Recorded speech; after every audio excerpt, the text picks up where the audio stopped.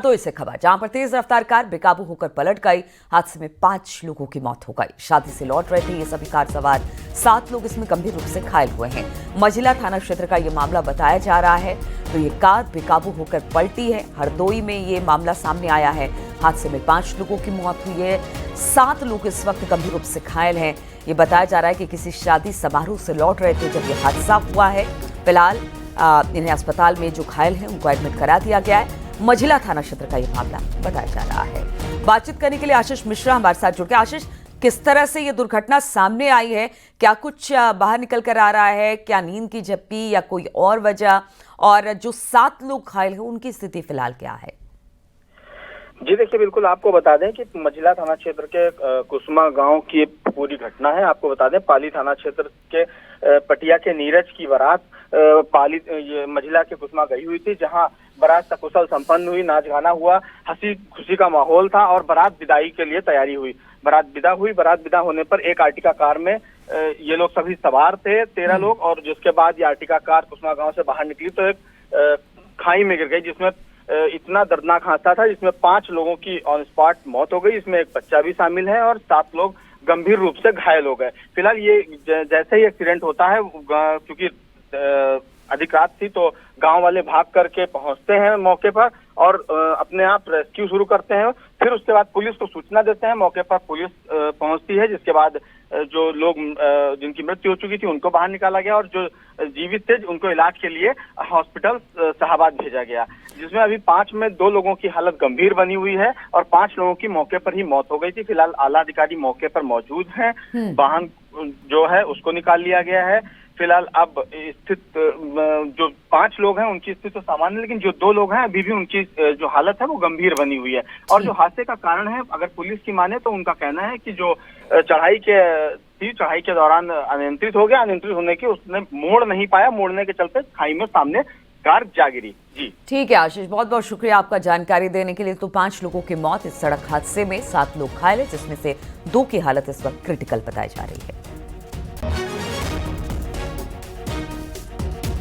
शादी समारोह से ये लोग लौट रहे थे जब ये हादसा हुआ है। आशीष बता रहे थे कि कितनी बुरी तरीके से ये कार जो है वो दुर्घटनाग्रस्त हुई है। बताया जा रहा है कि किसी मोड़ पर अनियंत्रित होकर नीचे गिर गई, जिसकी वजह से ये बड़ा हादसा हुआ। हादसे में 5 लोगों की मौत हो गई है, 7 लोग घायल हैं और इस वक्त बताया जा रहा है कि 2 लोगों की हालत क्रिटिकल है। ये सभी लोग एक शादी समारोह से लौट रहे थे जब ये हादसा हुआ।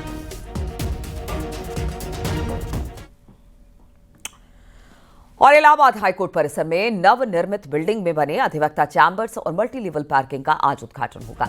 Chief justice of India VR गवाई अत्याधुनिक 14 मंजिला मल्टी लेवल पार्किंग और अधिवक्ता चैम्बर्स का उद्घाटन करेंगे। इस कार्यक्रम में सीएम योगी भी मुख्य अतिथि के रूप में मौजूद होंगे।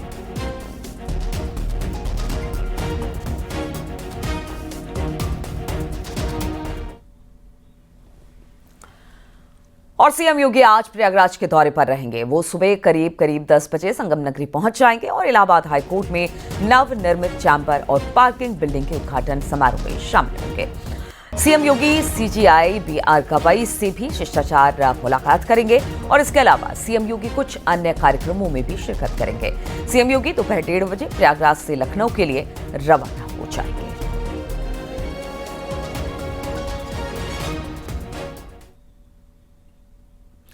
मायावती ने बाढ़ को लेकर उत्तर प्रदेश सरकार को सोशल मीडिया पर पोस्ट करके नसीहत दी, जिसके बाद बीजेपी ने भी मायावती पर पलटवार किया। केंद्रीय मंत्री बीएल वर्मा ने कहा कि बीएसपी खुद भ्रष्टाचार से खड़ी हुई है, ऐसे में मायावती के मुंह से भ्रष्टाचार की बात ठीक नहीं लगती।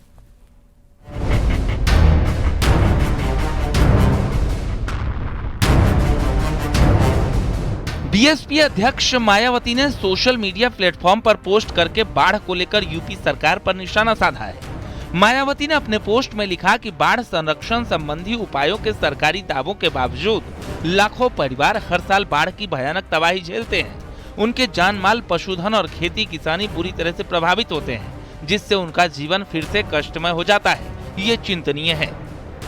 मायावती के ट्वीट पर बीजेपी ने पलटवार किया है। केंद्रीय राज्य मंत्री बीएल वर्मा ने कहा कि बीएसपी खुद भ्रष्टाचार से खड़ी हुई है, ऐसे में मायावती के मुंह से भ्रष्टाचार की बात ठीक नहीं लगती। पीएम मोदी ने 11 साल में वो काम किए जिसका सपना सब देखते थे। भाजपा सुप्रीमो ने आज एक ट्वीट किया है। उनका कहना है कि जो बाढ़ संरक्षण की जो बात की जा रही है उसमें घोटाला हो रहा है, भ्रष्टाचार हो रहा है, इसलिए यूपी और बिहार में ये जो समस्या है बढ़ती जा रही है। देखिए, कम से कम बसपा की मुखिया को तो भ्रष्टाचार पर नहीं बोलना चाहिए। उनका कार्यकाल तो जगजाहिर है। तो मुझे लगता है कि चूंकि भ्रष्टाचार से उनकी पार्टी खड़ी हुई थी और आज भ्रष्टाचार में ही दबकर वो खत्म होने कगार पर है, तो बहन मायावती जी को मुझे लगता है कि पॉजिटिव दृष्टि से देखना चाहिए। वहीं बीजेपी प्रवक्ता का कहना है कि मायावती के ट्वीट से पहले ही सीएम योगी ने बाढ़ से बचाव और राहत के निर्देश अफसरों को दे रखे हैं। सरकार लगातार मॉनिटरिंग भी कर रही है। प्राकृतिक आपदाओं से निपटने के लिए और बचाव के लिए उत्तर प्रदेश की योगी आदित्यनाथ जी की सरकार प्रोएक्टिव मोड पे रहती है। मायावती जी, जब आपका ट्वीट आ रहा है उसके पहले ही मुख्यमंत्री योगी आदित्यनाथ जी ने बाढ़ से निपटने के लिए अधिकारियों को, कर्मचारियों को अलर्ट मोड पे रहने का निर्देश जारी कर दिया है। प्रदेश स्तर पर बैठक हो गई है। राहत विभाग को निर्देश जारी किए जा चुके हैं। रहा सवाल भ्रष्टाचार का, तो भारतीय जनता पार्टी करप्शन और क्राइम पर जीरो टॉलरेंस की नीति पर चल रही है। मायावती ने सोशल मीडिया पर पोस्ट कर यूपी सरकार पर तंज कसा है कि वो बैठकों से आगे जाकर जमीनी स्तर पर सख्ती से काम करे। वहीं बीजेपी ने भी मायावती के पोस्ट पर उन्हें नसीहत दी है। Bureau report, news 18। और प्रधानमंत्री मोदी ने कल कानपुर में पाकिस्तान को कड़ा संदेश दिया। प्रधानमंत्री ने कहा कि आतंक पर अब नहीं झुकेंगे। ऑपरेशन सिंदूर अभी बाकी है, जहां रहेंगे होंक दिया जाए। कृषि विश्वविद्यालय के मंच से 47,574 करोड़ रुपए की परियोजनाओं का लोकार्पण शिलान्यास किया। वहीं हरी झंडी दिखाकर नयागंज स्टेशन से मेट्रो को रवाना किया। इसमें वंचित वर्ग के बच्चे पहली यात्रा के साक्षी बने। कानपुर की रैली से पीएम मोदी ने पाकिस्तान को कड़ा संदेश दिया है। पीएम मोदी ने कहा कि आतंक पर अब नहीं झुकेंगे। ऑपरेशन सिंदूर अभी बाकी है। पीएम मोदी ने कानपुरिया अंदाज में कहा, दुश्मन कहीं भी हो, हौक दिया जाएगा।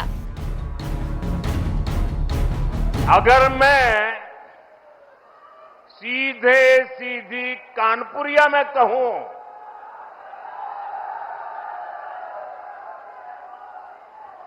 तो दुश्मन कहीं भी हो, हौंक दिया जाएगा। ऑपरेशन सिंदूर में पाकिस्तान को धूल चटाने वाली ब्रह्मोस मिसाइल का भी पीएम मोदी ने जिक्र किया। पीएम मोदी ने कहा कि अब ब्रह्मोस मिसाइल का नया पता है उत्तर प्रदेश। यहां पास में ही अमेठी में AK-203 राइफल का निर्माण शुरू हो चुका है। ऑपरेशन सिंदूर में जिस ब्रह्मोस मिसाइल ने दुश्मनों को सोने नहीं दिया, उस ब्रह्मोस मिसाइल का भी नया पता है उत्तर प्रदेश। कानपुर की रैली से पीएम मोदी ने पाकिस्तान को लेकर बड़ा बयान दिया। उन्होंने कहा कि भारत की स्ट्राइक से जब पाकिस्तान गिड़गिड़ाया तो कहीं जाकर सीज फायर किया गया। और हमारी सेना ने ऐसा पराक्रम किया कि पाकिस्तानी सेना को गिड़गिड़ाकर युद्ध रोकने की मांग करने पर मजबूर होना पड़ा। पीएम मोदी ने कहा कि हमारी बहन बेटियों का आक्रोश ऑपरेशन सिंदूर के तौर पर पूरी दुनिया ने देखा। हमने पाकिस्तान में आतंकियों के ठिकानों को उनके घर में घुसकर तबाह किया। युद्ध रोकने की मांग पर पाकिस्तान को मजबूर होना पड़ा। स्वतंत्र संग्राम की इस धरती से सेना के शौर्य को सैल्यूट करता हूं। न्यूज़ 18 के लिए ब्यूरो रिपोर्ट।